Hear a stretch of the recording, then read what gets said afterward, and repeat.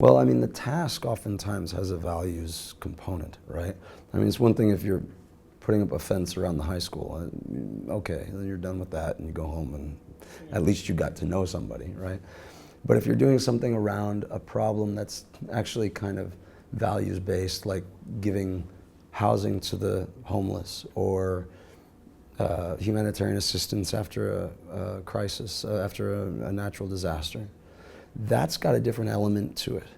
And I think both the work and the way that you engage with the people you're doing the work with has a different dimension, which is why are we driven to do this? Why are we called here? We're called from different spaces, but we found each other in the calling, right? I mean, you have a different book under your arm than I do religiously, but yours and mine both tell us we need to go out and heal where we see there are wounds, so to speak. So it starts to build a sense of not just knowing the other person, but empathizing with their worldview and starting to see, wait a minute, this person is not wholly different, not wholly other. There's actually something in there that resonates with me at a level of motivation, which is much more important in many regards than, which soccer club you support, which is another way you can get people to empathize with each other, actually, particularly where there's a lot of hooliganism, So I think once people start to see, wait a minute, there's a values motivation you have that I share, so I can't really other you completely, and certainly not to the point of demonizing you entirely, which oftentimes is the first step to getting to dehumanizing violence, right? If I recognize in you something that I value. And once that starts to happen, I think naturally that engagement, particularly if you continue to offer ways for that to flourish and grow, that engagement starts to deepen and the connections start to deepen. And it comes away from the doctrinal, the language differences, the who your teacher is or what your tools are on your spiritual journey. And it kind of gets to the piece that we're here to talk about, which is we share a value. We might not even be able to articulate it, but we feel it because we're both here in this work, which is based on that value. If you can inspire then a discussion, reflection on that kind of thing, then people will be more conscious of what they share, and that's helpful as well, right? Yeah, it's one thing to kind of feel it, but find that new articulation. Yeah, and I use the example of the Pakistanis and the Americans that we had in Nepal this year. We had 10 Pakistanis and 10 Americans.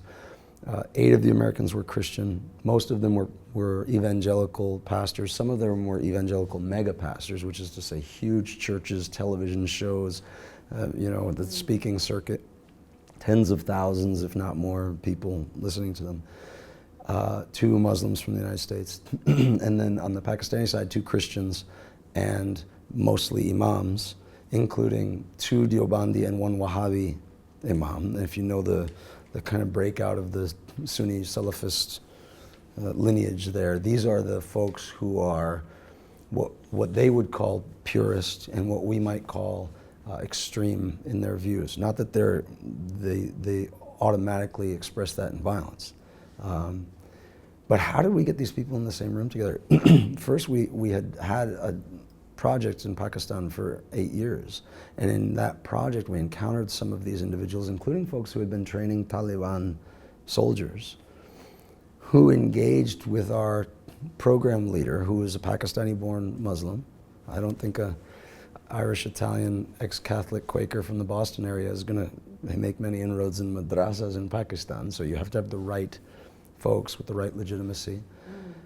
He engaged them in questions about this, about where are the values in our faith tradition, what does it compel us to do, and was able to really resonate with people who had been on the side of violence, who came over to the other side and said, wait a minute, this is not what the Quran on the one hand or the Bible on the other is asking us to do. It's not about violence and it's not about exclusion.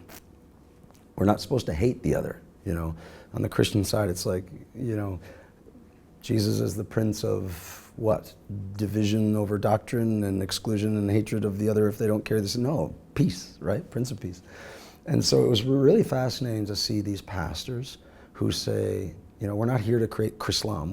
We are devout Christians. But our text tells us that this stuff is important. And the Muslims saying, same deal, but our text tells us this stuff is important. And look where they marry. They marry around protection of the other, particularly the weak.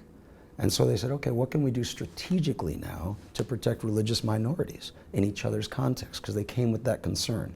The Muslims from Pakistan have this narrative, Americans hate Muslims and they're mistreating Muslims because of the Islamophobia that they see.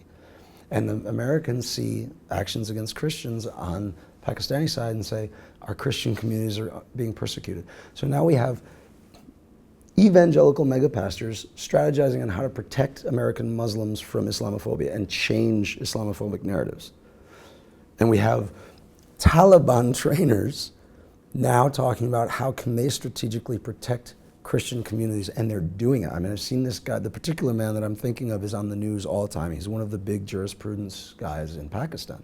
He's on the news every day, TV, radio, and he is preaching and practicing what he preaches around these themes. It's extraordinary. And so what we've done is we've laid out a strategic framework where they can take this values recognition and start to implement it. And as different challenges arise, now they have not only a values framework, but they also have a strategic and practical framework.